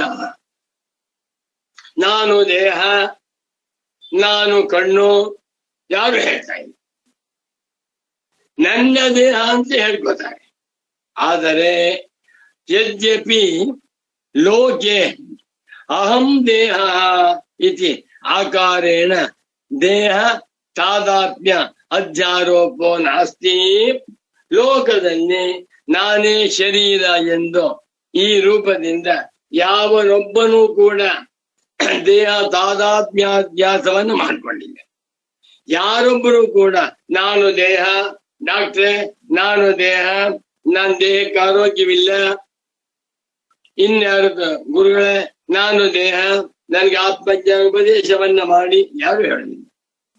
ಯಾರು ಲೋಕದಲ್ಲಿ ನಾನು ದೇಹ ಎನ್ನುವಂತ ರೂಪದಿಂದ ಅಧ್ಯಾಸವನ್ನ ಮಾಡಿಕೊಂಡಿರುವಂತದ್ದು ಕಾಣಿಸ್ತಾ ಇಲ್ಲ. ಆದರೂ ಕೂಡ ತದ್ಧರ್ಮಭೂತ ದೇಹದ ಧರ್ಮಗಳಾಗಿರುವ ದಪ್ಪನಾಗಿರುವಿಕೆ, ಬೆಳ್ಳಗಿರುವಿಕೆ, 6 ಅಡಿ ಎತ್ತರವಾಗಿರುವಿಕೆ ಮುಂತಾದ ಧರ್ಮಗಳನ್ನ ತನ್ನಲ್ಲಿ ಅಧ್ಯಾರೋಪ ಮಾಡಿಕೊಳ್ತಾರೆ. ಬಹಳ ಜನ ನಾ ದೇಹ ಅಂತ ಯಾರು ಹೇಳ್ತಾ ಇಲ್ಲ. ನನ್ಗೆ 60 ವರ್ಷ, ನಾ ದೇಹ ಅಂತ ಯಾರು ಹೇಳ್ಕೊತಾ ಇಲ್ಲ. ನಾನು ಇಂಜಿನಿಯರ್, ನಾ ದೇಹ ಅಂತ ಯಾರು ಹೇಳ್ಕೊತಾ ಇಲ್ಲ. ನನ್ಗೆ 8 ಜನ ಮಕ್ಕಳು. ನೋಡಿ, ನಾನು ದೇಹ ಅಂತ ಹೇಳದೆ ಹೋದರು ಅವನಿಗೆ ಗೊತ್ತಿಲ್ಲದೆ ದೇಹದಲ್ಲಿ ನಾನು ಎನ್ನುವಂತ ತಾಧರ್ಮ್ಯಾಧ್ಯಾಸ, ದೇಹದ ಧರ್ಮಗಳನ್ನ ತನ್ನ ಮೈ ಮೇಲೆ ಹಾಕೋತಾ ಇದ್ದ. ಈ ದೇಹ ನಾನ ಅಲ್ಲ. ತತಶ್ಚ ಅದರಿಂದ ತಾದಾತ್ಮ್ಯಾಧ್ಯಾರೋಪೋಪಿ ಸೇತ್ಸ್ಯತಿ. ಯಾವಾಗ ದೇಹದ ಧರ್ಮಗಳನ್ನ ತನ್ನ ಮೇಲೆ ಹಾಕೊಂಡು ನಾನ್ ಕಪ್ಪು, ನಾನ್ 6 ಅಡಿ, ನನ್ಗೆ 80 ವರ್ಷ ಅಂತ ಹೇಳ್ತಾನೋ, ಈ ಧರ್ಮಾಧ್ಯಾಸ ಮಾಡಿಕೊಳ್ಳುವುದರಿಂದಲೇ ತಾದಾತ್ಮ್ಯಾಧ್ಯಾರೋಪ, ದೇಹವೇ ನಾನು ಎಂದು ತನ್ನಲ್ಲಿ ಅಧ್ಯಾರೋಪವನ್ನ ಮಾಡಿಕೊಳ್ಳುತ್ತಿದ್ದಾನೆ ಎನ್ನುವಂತಹದ್ದು ಆಕ್ಷಿಪತಿ ಆಟೋಮೆಟಿಕ್ ಬರ್ತಾರೆ. ತತಶ್ಚ ತಾದಾತ್ಮ್ಯಾಧ್ಯಾರೋಪೋಪಿ ಸೇತ್ಸ್ಯತಿ ಸಿದ್ಧ್ಯತಿ. ಧರ್ಮಾಧ್ಯಾಸ ಬಂದ ಕೂಡಲೇ ಸ್ವರೂಪಾಧ್ಯಾಸ ಬಂದೇ ಬರುತ್ತದೆ. ಒಂದು ಧರ್ಮಾಧ್ಯಾಸ, ಮತ್ತೊಂದು ತಾದಾತ್ಮ್ಯಾಧ್ಯಾಸ. ನನು ನ ಕಶ್ಚಿತ್ ಅಧ್ಯಾರೋಪ ಅತ್ರ ದೃಶ್ಯತೆ. ಏನ್ ಸ್ವಾಮೀಜಿ ನೀ ಮಹಾತ್ಮಾತ್ಗೆ ಅಧ್ಯಾಸವಿದೆ ಅಧ್ಯಾಸವಿದೆ ಅಧ್ಯಾಸವಿದೆ ಅಂತ ಹೇಳ್ತಾ ಇದ್ದೆ. ಯಾರಿಗೂ ಅಧ್ಯಾಸವಿಲ್ವೇ ಇಲ್ವಲ್ಲ. ಲೋಕದಲ್ಲಿ ಎಲ್ಲಿಯೂ ಅಧ್ಯಾಸ ಕಾಣಿಸ್ತಾ ಇಲ್ವಲ್ಲ. ನಾನು ನಕಶ್ಚಿತಿ ಅಧ್ಯಾರೋಪ ಅತ್ರ ದೃಶ್ಯತೆ. ದೇಹಾದಿಗಳ ವಿಷಯದಲ್ಲಿ ಯಾವ ಅಧ್ಯಾಸವೂ ಕಾಣಿಸ್ತಾ ಇಲ್ವಲ್ಲ. ಏನ್ ಹೇಳ್ತಾರೆ? ತಿಷ್ಠಾಮಿ ನಿಂತ್ಕೊಂಡಿದ್ದೇನೆ, ಗಚ್ಚಾಮಿ ಹೋಗುತ್ತೇನೆ, ಲಂಘಯಾಮಿ ಹಾರುತ್ತೇನೆ ಎಂದು ಸಂಕಲ್ಪ ಪೂರ್ವಕವಾಗಿಯೇ ದೇಹ ಸ್ಪಂದತೆ, ದೇಹ ಸ್ಪಂದಿಸ್ತಾ ಇದೆ. ನಾ ಹೇಳ್ತಾ ನಾನು ವಾಕ್ ಮಾಡ್ತೇನೆ, ನಾಮಿಟ್ ಹೇಳ್ತಾರೆ ನಾನು ಹೋಗ್ತೇನೆ, ನಾನು ಜಂಪ್ ಮಾಡ್ತೇನೆ ಅಂತ ಸಂಕಲ್ಪ ಪೂರ್ವಕವಾಗಿಯೇ ದೇಹವು ಸ್ಪಂದಿಸುತ್ತಿದೆಯೇ ಹೊರತು ಅಧ್ಯಾಸ ಅಂತ ಕಾಣಿಸ್ತಾ ಇಲ್ವಲ್ಲ. ಯಾಕೆ ನೀವು ದೈನಂದಿನ ವ್ಯವಹಾರಗಳನ್ನೆಲ್ಲ ಅಧ್ಯಾಸ ಅಧ್ಯಾಸ ಅಂತ ಹೇಳ್ತಾ ಇದ್ದೀರಾ? ಬೆಳಿಗ್ಗೆ ಹೇಳ್ತೇವೆ, ಕೈ ಕಾಲು ಮುಖ ತೊಳ್ಕೋತೇವೆ, 1 ಲೋಟ ಕಾಫಿ ಕುಡಿದು 10 ನಿಮಿಷವಾದ್ಮೇಲೆ ಸ್ನಾನ ಮಾಡ್ತೇವೆ, ಮಡಿ ಬಿಟ್ಕೊಂಡು ಪೂಜೆ ಮಾಡ್ತೇವೆ, ಸಂಧ್ಯಾವನೆ ಮಾಡ್ತೇವೆ, ತಿಂಡಿ ಆಫೀಸ್ ಹೋಗ್ರಿ, ಎಲ್ಲ ಅಧ್ಯಾಸವಿದೆ. ಉದ್ದೇಶ ಪೂರ್ವಕವಾಗಿಯೇ ಮಾಡ್ತಾ ಇದ್ದೀವಲ್ಲ. ಸಂಕಲ್ಪವಿಲ್ಲದೆ ಮಾಡುವಂತಿದ್ದರೆ ಅಧ್ಯಾಸ ಎನ್ನಬಹುದಾಗಿತ್ತು. ಸಂಕಲ್ಪ ಪೂರ್ವಕ ಏವ, ಸಂಕಲ್ಪ ಪೂರ್ವಕವಾಗಿಯೇ ದೇಹ ಸ್ಪಂದಿಸ್ತದೆ. ಸಂಕಲ್ಪ ಮಾಡ್ಕೊತೇನೆ, ನಾಳೆ ದಿವಸ ನಮ್ಮ ಮೈಸೂರಿಗೆ ಹೋಗ್ಬೇಕಪ್ಪ, ಬೆಳಿಗ್ಗೆ ಮುಂಚೆ ಹೇಳ್ಬೇಕು, ನಾನು ನಾಡಿದ್ದು ಅಮೆರಿಕಕ್ಕೆ ಹೋಗ್ಬೇಕಾಗಿದೆ, ಪ್ರಿಪರೇಷನ್ ಮಾಡ್ಕೋಬೇಕು. ಎಲ್ಲವೂ ಕೂಡ ಸಂಕಲ್ಪ ಪೂರ್ವಕವಾಗಿ ನಡೀತಾ ಇದೆಯೇ ಹೊರತುವೆ ಇಲ್ಲಿ ಅಧ್ಯಾಸ ಇಲ್ವೇ ಇಲ್ವಲ್ಲ. ನೀ ಸುಮ್ಮನೆ ಅಧ್ಯಾಸ ಅಧ್ಯಾಸ ಅಂತ ಹೇಳ್ತಾ ಇದ್ದೀರ. ಅತಃ ಯತು ಸಂಕಲ್ಪಕೃತ ಯಾ ಕ್ರಿಯಾ ತಸ್ಯ ಆತ್ಮನಯಮೇತಿ ನ್ಯಾಯಂ. ಸರಿ, ಆದ್ದರಿಂದ ಯತ್ ಸಂಕಲ್ಪಕೃತ ಕ್ರಿಯಾ, ಯಾವನ ಸಂಕಲ್ಪದಿಂದ ಕ್ರಿಯಾ ನಡೀತಾ ಇದೆಯೋ ಅದು ಆ ಆತ್ಮನಿಗೆ ಆಗ್ತಾ ಇದೆ ಎನ್ನುವಂತಹದ್ದೇ ನ್ಯಾಯವಾಗಿದೆ. ಸ್ಥೂಲೋಹಂ ಇತ್ಯಾದಿ ಗೌಣ ಪ್ರತ್ಯಯ, ನಾನು ಸ್ಥೂಲವಾಗಿದ್ದೇನೆ, ನಾನು ದಪ್ಪನಾಗಿದ್ದೇನೆ ಮುಂತಾದ ಪ್ರತ್ಯಯವು ಗೌಣವಾಗಿದೆಯಲ್ಲ ಅಂತ ಪೂರ್ವಪಕ್ಷ. ಇಷ್ಟ ಹೇಳಿದ್ರೆ ನೈ ತತ್ಸಾರಂ, ಇದು ಸರಿಯಲ್ಲ. ಯಾರಿಗೂ ಕೂಡ ಲೋಕದಲ್ಲಿ ಅಧ್ಯಾಸವಿಲ್ಲವೇ ಇಲ್ಲ. ಎಲ್ಲರೂ ತಿಳಿದುಕೊಂಡು ವಿಚಾರ ಮಾಡಿ ಸಂಕಲ್ಪ ಪೂರ್ವಕವಾಗಿ ವ್ಯವಹಾರ ಮಾಡ್ತೇನೆ. ನಾನು ನಾಳೆ ದಿವಸ ಒಳ್ಳೆ ಪಕೋಡ ತಿನ್ಬೇಕು, ದೋಸೆ ತಿನ್ಬೇಕು ಅಂತ ಅನ್ಕೊಂಡ, ನಾಳೆ ಹೋಟೆಲ್ ಹೋಗಿ ತಿನ್ಕೊಂಡ್ಬರ್ತಾನೆ. ಅಧ್ಯಾಸವಿದ್ಯಾ? ತಿಳಿಯದೆ ಮಾಡಿದರೂ ಅಧ್ಯಾಸ. ಸಂಕಲ್ಪ ಪೂರ್ವಕವಾಗಿ ಮಾಡಿದರೆ ಹೇಗೆ ಅಧ್ಯಾಸ ಅಂತಾಗುತ್ತೆ? ಆದ್ದರಿಂದ ಸ್ಥೂಲೋಹಂ, ನಾನು ದಪ್ಪನಾಗಿದ್ದೇನೆ ಮುಂತಾದದ್ದು ಗೌಣಾಧ್ಯಾಸವೇ ಹೊರತು ದೇಹವನ್ನ ನಾನು ಎಂದು ಮಾಡಿಕೊಂಡಿರುವ ಮಿಥ್ಯಾಧ್ಯಾಸವಲ್ಲ. ಇತಿ ಚೇತ್ ಅಂತ ಹೇಳಿದರೆ ನೈ ತತ್ ಸಾರಂ ಏತತ್ ನ ಸಾರಂ, ಇದು ಸಾರವುಳ್ಳಂತ ವಾದವಲ್ಲ. ಈ ವಾದದಲ್ಲಿ ಯಾವ ಸಾರವೂ ಇಲ್ಲ. ಅಸಾರೋ ಎಂಬಾದ ಯಾಕೆ? ಸಂಕಲ್ಪಾದೇರಪಿ ಅಧ್ಯಸ್ತತ್ವಾತ್. ಸಂಕಲ್ಪ ಪೂರ್ವಕವಾಗಿ ಮಾಡುತ್ತಿದ್ದೇನೆ ಎಂದ ಆ ಸಂಕಲ್ಪದಲ್ಲಿ ಅಧ್ಯಾಸ. ಮನಸ್ಸನ್ನ ನಾನು ಎಂದು ಮಾಡಿಕೊಳ್ಳದೆ ಹೋದರೆ ಸಂಕಲ್ಪ ಸಾಧ್ಯವಿಲ್ಲ. ಏನೇ ಸಂಕಲ್ಪವಾಗ್ತಾ ಇದೆಯೋ ಮನಸ್ಸಿನಲ್ಲಿ, ಆ ಮನಸ್ಸೇ ನಾನು. ಉಪಪಾದಿತಂ ಹಿ ಏತತ್ ಸಂಕಲ್ಪಾದಿಗಮಪಿ ಅನಧ್ಯಸ್ತಂ ನಾಸ್ತ್ಯೇವೇತಿ. ಇದನ್ನ ನಾವು ಹಿಂದಿನ ಭಾಗದಲ್ಲಿ ಉಪಪಾದಿತಂ ಯುಕ್ತಿಯಿಂದ ತೋರಿಸಿಕೊಟ್ಟಿದ್ದೇವೆ. ಏನಂತ? ಸಂಕಲ್ಪವೇ ಮುಂತಾದದ್ದು ಕೂಡ ಅನಧ್ಯಸ್ತಂ ಚೇತ್, ಅಧ್ಯಾಸಕ್ಕೆ ಒಳಪಡದೆ ಹೋದರೆ ಇಲ್ವೇ ಇಲ್ಲ. ಸಂಕಲ್ಪ ಅಂತ ಆಗ್ಬೇಕಾದ್ರೆ ಮನಸ್ಸೇ ನಾನು. ಮನಸ್ಸನ್ನ ನಾನು ಎಂದು ಅಧ್ಯಾಸ ಮಾಡಿಕೊಳ್ಳದೆ ಹೋದರೆ ಅವನಿಗೆ ಸಂಕಲ್ಪ ಉಂಟಾಗುವಂತಿಲ್ಲ ಎನ್ನುವುದನ್ನ ಹಿಂದೆ ತೋರಿಸ್ಕೊಂಡಿದ್ದೇವೆ.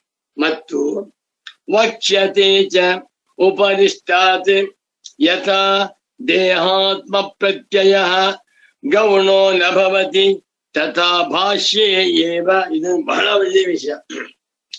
ದೇಹದಲ್ಲಿ ನಾನು ಎನ್ನುವ ಅಭಿಮಾನ ಉಂಟಲ್ಲ, ಇದು ಗೌಣಾಧ್ಯಾಸವಲ್ಲ, ಮಿಥ್ಯಾಧ್ಯಾಸ. ಪುತ್ರ ಮಿತ್ರಾದಿಗಳಲ್ಲಿ ನಾನು ಎನ್ನುವ ಅಧ್ಯಾಸ ಉಂಟಲ್ಲ, ಅದು ಮಾತ್ರ ಗೌಣಾಧ್ಯಾಸ. ಈ ವಿಷಯವನ್ನ ಮುಂದೆ ಶಂಕರ ಭಗವತ್ ಪೂಜ್ಯ ಪಾದಾಚಾರ್ಯರು ತಮ್ಮ ಭಾಷ್ಯದಲ್ಲಿಯೇ ಸುಸ್ಪಷ್ಟವಾಗಿ ತಿಳಿಸಿಕೊಡುತ್ತಾರೆ. ವಕ್ಷ್ಯತೆ ಚ, it will be explained in future. ಉಪನಿಷ್ಠಾತ್ ಅಂದ್ರೆ ಆಮೇಲೆ ಮುಂದಿನ ಭಾಗದಲ್ಲಿ ಈ ವಿಷಯವನ್ನ ನಾವು ತಿಳಿಸ್ಕೊಡ್ತೇವೆ. ಏನು? ಯಥಾ ದೇಹಾತ್ಮ ಪ್ರತ್ಯಯ, ದೇಹದಲ್ಲಿ ನಾನು ಎನ್ನುವಂಥ ಪ್ರತ್ಯಯ, ಅಹಂ ಸ್ಥೂಲ, ಅಹಂ ಬ್ರಾಹ್ಮಣ, ಅಹಂ ಗೃಹಸ್ಥ, ಅಹಂ ವೈಶ್ಯ, ಎಲ್ಲವೂ ಅಧ್ಯಾಸ. ದೇಹದಲ್ಲಿ ನಾನು ಎನ್ನುವಂಥ ಅಧ್ಯಾಸವಿದೆಯಲ್ಲ, ಇದು ಗೌಣೋ ನಭವತಿ, ಗೌಣಾಧ್ಯಾಸವಲ್ಲ. ಪೂರ್ವ ಮೀಮಾಂಸಕರು ಹೇಳ್ತಾರೆ, ನಮಗೆ ಗೊತ್ತು ದೇಹ ನಾನಲ್ಲ ಅಂತ, ಆದ್ದರಿಂದಲೇ ನಾವು ಜನ್ಮಾಂತರಕ್ಕೆ ಸಂಬಂಧಪಟ್ಟಿರುವಂತ ಅಗ್ನಿಹೋತ್ರಾನುಷ್ಠಾನವನ್ನು ಹೇಳ್ತಾ ಇದ್ದೇವೆ. ಈ ಜನ್ಮದಲ್ಲಿ ಒಬ್ಬ ಗೃಹಸ್ಥ ಅಗ್ನಿಹೋತ್ರಾನುಷ್ಠಾನವನ್ನ ಮಾಡಿದರೆ ಮರಣಾನಂತರ ಅವನು ಸ್ವರ್ಗಕ್ಕೆ ಹೋಗ್ತಾನೆ. ಈ ಮರಣಾನಂತರ ಸತ್ತೋಗ್ತಾನಲ್ಲ, ಅವನು ಸಾಯುವುದಿಲ್ಲ, ಆತ್ಮನಿಗೆ ಸಾವಿಲ್ಲ, ಶರೀರಕ್ಕೆ ಸಾವು. ಶರೀರ ಸತ್ತೋಯ್ತು, ಮುಂದಿನ ಜನ್ಮದಲ್ಲಿ ಇನ್ನೊಂದು ಶರೀರವನ್ನು ತೆಗೆದುಕೊಂಡು ಅವನು ದೇವತೆಯಾಗ್ತಾನೆ ಅಂತ ನಾವು ತಿಳ್ಕೊಂಡಿದ್ದೇವೆ. ಆದ್ದರಿಂದ ದೇಹದಲ್ಲಿ ನಮಗಿರುವಂತಹ ಜ್ಞಾನ ಮಿಥ್ಯಾಧ್ಯಾಸವಲ್ಲ, ಗೌಣಾಧ್ಯಾಸ ಅಂತಾರೆ. ಬಹಳ ಒಳ್ಳೆ ವಿಷಯ. ನಾನು ದೇಹ ಎನ್ನುವಂತಹದ್ದು ಮಿಥ್ಯಾಧ್ಯಾಸವ ಗೌಣಾಧ್ಯಾಸವ?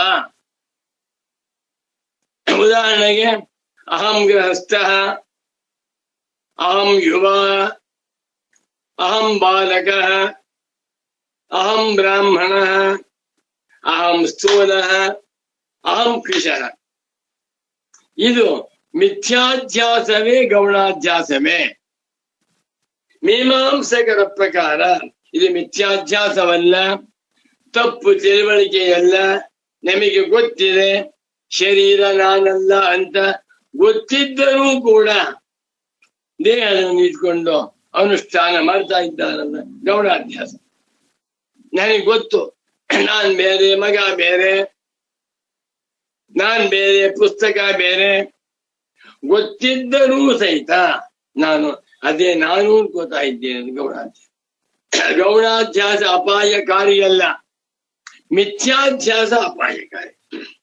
ಮುಂದೆ ನಾವು ಯಥಾ ದೇಹಾತ್ಮ ಪ್ರತ್ಯಯ ದೇಹಾಭಿಮಾನ ಅಯಂ ಗೌಣ ನಭವತಿ, ಗೌಣಾಧ್ಯಾಸವಲ್ಲ, ದೇಹಾಧ್ಯಾಸವು ಮಿಥ್ಯಾಧ್ಯಾಸವೇ ಆಗಿದೆ ಎನ್ನುವುದನ್ನ ಭಗವತ್ಪಾದ ಶಂಕರರು ಭಾಷ್ಯೇ ಏವ ತಮ್ಮ ಭಾಷ್ಯದಲ್ಲಿಯೇ ತಿಳಿಸುತ್ತಾರೆ. ನಾವದನ್ನ ಆ ಭಾಗದಲ್ಲಿ ವಿವರಿಸಿ ಹೇಳ್ತೀವಿ. ಅತಃ ಆದ್ದರಿಂದ ನ ವಿರೋಧ, ಯಾವ ವಿರೋಧವೂ ಇಲ್ಲ. ಒಟ್ಟಿನಲ್ಲಿ ಸ್ಥೂಲೋಹಂ, ಕೃಶೋಹಂ, ಗಚ್ಚಾಮಿ, ಗೌರೋಹಂ, ಲಂಘಯಾಮಿ ಇದೆಲ್ಲವೂ ಕೂಡ ಮಿಥ್ಯಾತ್ಮಾಧ್ಯಾಸವಾಗಿದೆ. ಇದರಿಂದ ಸುಖ ದುಃಖವಾಗ್ತದೆ. ಈ ಅಧ್ಯಾಸ ಅನ್ನುವಂತಹದ್ದು ನೆನ್ನೆ ಮೊನ್ನೆ ಬಂದದ್ದಲ್ಲ. ಬಾಬಾ ಏವಮಯಮನಾಜಿರಣಂತಹ ನೈಸರ್ಗಿಕೋಧ್ಯಾಸ ಮಿಥ್ಯಾ ಪ್ರತ್ಯಯ ರೂಪ ಕರ್ತೃತ್ವ ಭೋಕ್ತೃತ್ವ ಪ್ರವರ್ತಕ ಸಕಲ ಲೋಕ ಪ್ರತ್ಯಕ್ಷ. ಅದ್ಭುತವಾದ ಸ್ಟೇಟ್ಮೆಂಟ್. ಇದನ್ನ ಭಗವತ್ಪಾದ ಶಂಕರಾಚಾರ್ಯರಿಗಿಂತ ಹಿಂದೆ ಯಾರೂ ಹೇಳಿಲ್ಲ. ಅಧ್ಯಾಸ ಎನ್ನುವಂತಹದ್ದು ಅನಾದಿಯಾಗಿದೆ. ಅಧ್ಯಾಸ ಎನ್ನುವಂತಹದ್ದು ಅವಿಚಾರ ಸಿದ್ಧವಾಗಿದೆ. ಈ ಅಧ್ಯಾಸವು ಸಕಲ ಪ್ರಾಣಿಗಳಲ್ಲಿ ದೇವತೆಗಳು, ದೇವೇಂದ್ರ, ಮನುಷ್ಯರು, ರಾಕ್ಷಸರು, ಪಿತೃಗಳು, ಗಂಧರ್ವರು, ಋಷಿಗಳು ಎಲ್ಲರೂ ಇದೆ. ಯಾಕೆ ವಿಚಾರ ಮಾಡಿಲ್ಲ, ವೇದಾಂತಾರ್ಥಾನುಸಂಧಾನ ಮಾಡಿಲ್ಲ, ಎಲ್ಲರಿಗೂ ಇರೋಣದರಿಂದ ಅನಾದಿಯಾಗಿ ಅನಂತವಾಗಿ. ಇದರಿಂದಲೇ ನಾನು ಕರ್ತ, ನಾನು ಭೋಕ್ತ, ನಾನು ಬುದ್ಧಿವಂತ, ನಾನು ದಡ್ಡ, ನಾನು ಮರ್ತ್ಯ, ನಮ್ಮ ವಯಸ್ಸಾಯ್ತು, ಎಲ್ಲವೂ ಕೂಡ ಅಧ್ಯಾಸದ ಮರಿಗಳು. ಬಾಡೆ ಇದನ್ನು ಕಳ್ಕೋಬೇಕಾದ್ರೆ ಅಸ್ಯ ಅಧ್ಯಾಸಸ್ಯ ಅನರ್ಥ ಹೇತು ಪ್ರಹಾಣಾಯ ಅಧ್ಯಾಸವಿಲ್ಲವೇ ಇಲ್ಲ. ನಾನು ಎಂದೆಂದಿಗೂ ಕೂಡ ಸಚ್ಚಿದಾನಂದ ಸ್ವರೂಪನಾದ ಪರಮಾತ್ಮನಾಗಿ ಚಿದಾನಂದ ರೂಪ ಶಿವೋಹಂ ಶಿವೋಹಂ ಅಂತ ಗೊತ್ತಾಗುತ್ತೆ. ಇದನ್ನ ವೇದಾಂತಗಳಲ್ಲಿ ತಿಳಿಸಿಕೊಟ್ಟಿದ್ದಾರೆ. ಇದನ್ನೇ ನಾವು ಮುಂದೆ ವಿವರಿಸುತ್ತೇವೆ ಅಂತ ಹೇಳ್ತಾ ಇದ್ದಾರೆ. ಆದ್ದರಿಂದ ಯಾವ ವಿರೋಧವೂ ಇಲ್ಲ ಅಂದ್ಬಿಟ್ರು. ಆಯ್ತು. ತಥಾ ದೇಹಾಧ್ಯಾಸವನ್ನ ಮಾಡಿಕೊಂಡಿರುವಂತೆಯೇ ಇಂದ್ರಿಯ ಧರ್ಮಾನ್ ಆತ್ಮನ್ಯಧ್ಯಾರೋಪಯತಿ, ಇಂದ್ರಿಯ ಧರ್ಮಗಳನ್ನು ಕೂಡ ತನ್ನ ಮೇಲೆ ಪ್ರತಿಯೊಬ್ಬ ಮನುಷ್ಯನು ಅಧ್ಯಾರೋಪ ಮಾಡಿಕೊಂಡಿದ್ದಾನೆ ಅನ್ನುವುದನ್ನ ಮುಂದಿನ ಭಾಗದಲ್ಲಿ ಪೂಜ್ಯ ಸದ್ಗುರುಗಳು ವಿವರ ತಿಳಿಸ್ಕೊಡ್ತಾ ಇದ್ದಾರೆ ಅಂತ ಹೇಳುತ್ತಾ ಇವತ್ತಿನ ಸುಗಮ ವ್ಯಾಖ್ಯಾನವನ್ನ ಇಲ್ಲಿಗೆ ಸಂಪನ್ನಗೊಳಿಸುತ್ತಿದ್ದೇನೆ. ಸರ್ವಾತ್ಮ ಸರ್ವದೃಗ್ಯೋಸೌ ಸರ್ವಾಧ್ಯಾಸ ನಿರಾಸಕೃತೆ ಸತತಂ ಸನ್ನಿಧತ್ತಾಂ ಮೇ ಹೃದಯೇ ಪರಮಶಿವಃ. ಸೂತ್ರಭಾಷ್ಯ ಪ್ರಣೇತಾರೌ ವೇದಾಂತಾಭ್ಯ ಪ್ರಭಾಕರೌ ವಂದೇ ಪರಸ್ಪರಾತ್ಮಾನೌ ಬಾದರಾಯಣ ಶಂಕರೌ. ನಮೋ ನಮಃ ಸದ್ಗುರುಪಾದುಕಭ್ಯಾಂ.